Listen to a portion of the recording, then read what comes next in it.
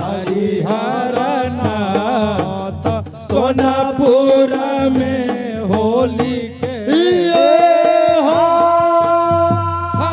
होली हो बाबा हरिहर बाबा सोनापुर में होली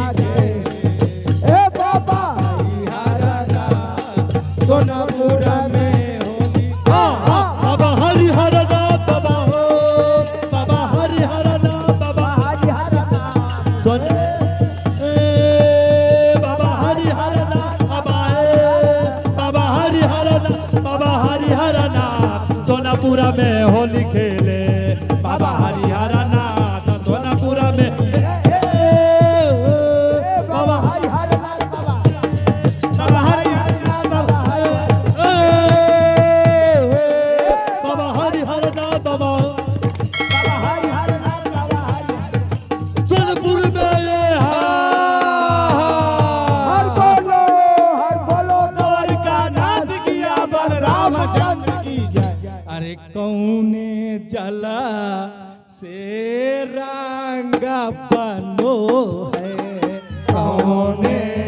जला से रंग बनो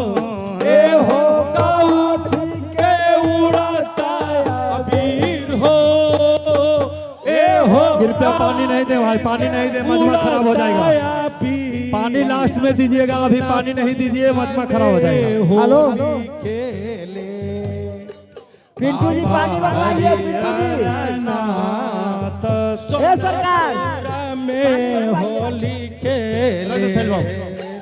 बाबा हरिहर नाथ सोनापुर में होली खेले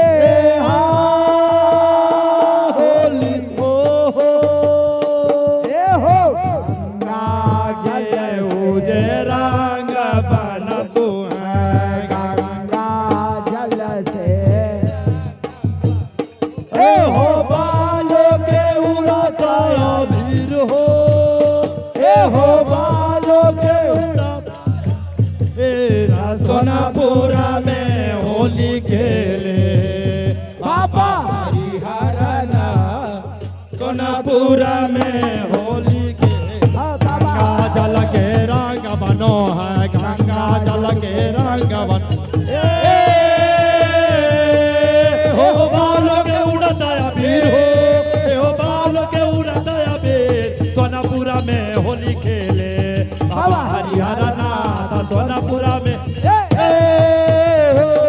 हो गंगा जल के रंग बनो है गंगा जल के रंग बनो